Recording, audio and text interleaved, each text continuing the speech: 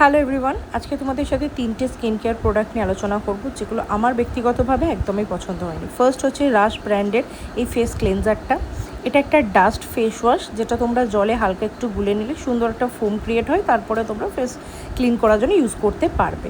যেটা সবথেকে বেশি অপছন্দের সেটা হচ্ছে এটা যখনই ফেসে তোমরা অ্যাপ্লাই করবে তখনই বুঝতে পারবে যেটা হালকা স্ক্রাবিং পার্টিকেলস রয়েছে। তো ফেস ওয়াশ তো আমরা সারাদিনে দুবার অন্তত ইউজ করি, তাই ফেসে সারাদিনে দুবার এরকম একটা স্ক্রাবার ইউজ করে এটা আমাদের ফেসের জন্য ভীষণভাবে হার্মফুল। তো তাই আমার এই জিনিসটার ফর্মুলেশনটা আমার একদমই পছন্দ হয়নি। সেকেন্ড হচ্ছে ন্যাট হ্যাবিটের এই ফেস ওয়াশটা, এর স্মেলটা তো খুব খারাপ, সেটা নিয়ে তো আমি আলাদা করে কিছুই বলছি না, বাট ফর্মুলেশনটা সেম। এটা ক্রিম বেশিই রয়েছে কিন্তু এই স্ক্রাবিং পার্টিকেলস রয়েছে, তাই as a scrubber okay, but face wash হিসাবে তো আমি একদমই রেকমেন্ড করবো না। থার্ড হচ্ছে এই উইশ কেয়ারের সানস্ক্রিনটা। এটা প্রচুর মানুষের পছন্দ কিন্তু আমার ব্যক্তিগতভাবে একদমই ভালো লাগেনি।